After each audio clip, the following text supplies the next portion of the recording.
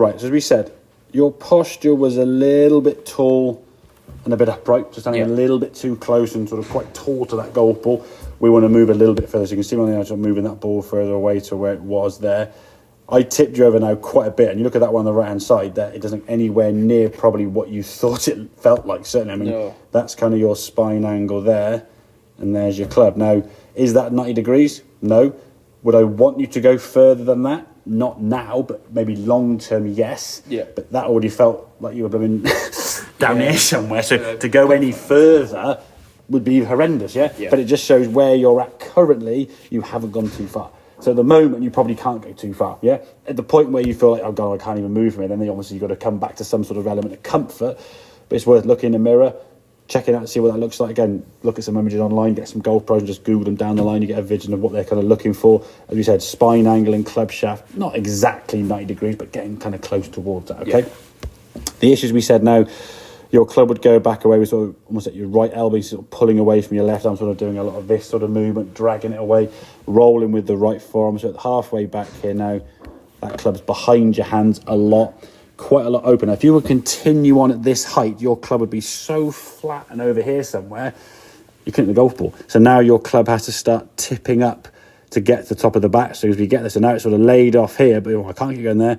So now we start bringing it back over the top, and that sort of change of direction sometimes works really well when you're timing it well and you're in lots of shots over and over again. And this is one of the reasons why I would say most golfers find that they go to the range and they get really good. They get in a groove. They start hitting the ball over and over the same club from the same spot with the same target, and they can get used to where the club up and down. They, it's amazing, yeah? They hit 20, 30 shots and oh, God, golf's easy, isn't it, yeah? Perfect, flat lie, no consequence. Then they go on a golf course, different kettle of fish, yeah? They hit that club once every 15, 20 minutes at most, yeah? So the feeling you've got to have now in terms of that takeaway, so you went back here now initially, so that wasn't too bad. As we said, there's a window basically, I'd say, on the edge of the wall there where your backside was, where that club wants to be sort of hand and hit by. That's what you want to do with your wrists. Now, this is me exaggerating. If you can remember when I was here doing this, you probably thought, my God, that's way out in front of me. You look at where the club actually gets. When I put my finger down there and do that, look where that club is there. So the club is basically on line with your hands perfectly, and in line with your spine angle, yeah? That is literally a perfect spot from where you want to get to, okay? It feels very weird, yeah? And even on that move just there, that hand's still laid off a little bit slightly, okay? So that's that takeaway there. So again, if you imagine if we were to do this now as there, so if we stop you here, go back a frame. If we stop you here, yeah? And I continued from the shaft that is there, down through your grip, the club's on your left thigh, yeah?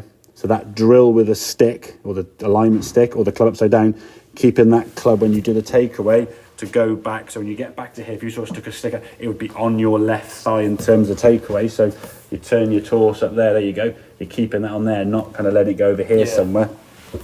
And that felt, to, as I say, really exaggerated. Okay, now, would you better hit a golf ball from that position currently? Probably not, because it's quite a big change from where you were. So you'd be completely unaware of where that club is. But you see the club now getting a little bit steep here in the back, okay, which is going to help you get from this position a bit steeper to redirect the momentum that way, as opposed to being before too flat and then redirecting it over the top, and that's what caused get on your tippy toes, because you'd throw the club over in that sort of redirecting mode, and then your weight goes on your toes. So this move here now, where you move it away, pushing down with the wrist, is this again felt really exaggerated, okay? You look at any tour player when the club is about knee height, that's where the club will be. For them, there'll be like 2-3% of golf pros that won't have it there. Some might be out here, some might be in there. They won't be back here where you were, but they'll be slightly off that spot. But a majority of golf players, they want that club to get back in front of them there. So if you get the club sort of hand high here, see the club head now, there's the club head. So next frame, basically on line with your hands there, working up through your right shoulder nicely. And this was exaggerated there. It was a little bit more on the inside, but still in a good spot. Pushing down with that wrist hinge. Okay, so you want to go there. That's a bit extreme, obviously, but that's just okay what you're doing. You want to feel that club going back there. Yeah, so that's the image we're looking for. I do that, step away, and then let you do a couple of practice swings. See where it goes back to? Yeah. Because that's just instinctive. Yeah, it's not going to change. Oh, I think I'm going to do it, yeah? You've got to, again, if there was a wall there, what feedback are you going to get? Bang. So the more you can do something like that at home, again, make sure there's nothing on the wall. Might be your TV behind you, something you're smashing your TV, yeah? But do some movement there so you get the sensation of where, because you can see when you come back to the golf club, as you start here, that club now has been laid off and really open. As you bring the golf club back here now, this club head leaning back here is wide open. We would expect the club to be sort of near enough in line with your spine. So if we think that club head now is kind of on that position, the angle between that blue line and that's how much open your club face is. At this point now coming down, from there to their impact, they're down to about a quarter of a second, maybe less. And I was almost 45 degrees open. So you have to do a hell of a lot of change in that last bit. As you come back, you see the club face there now, just coming to impact. That's basically 90 degrees open to target. Then as you come, even there, so that club's wide open as you hit the goalpost. So what's your brain going to say? I better come over the top, okay? So get that club working back even there. That was better. Still going a bit inside. But that sensation of pushing down with that left wrist more and more, okay? Still a bit on the inside there.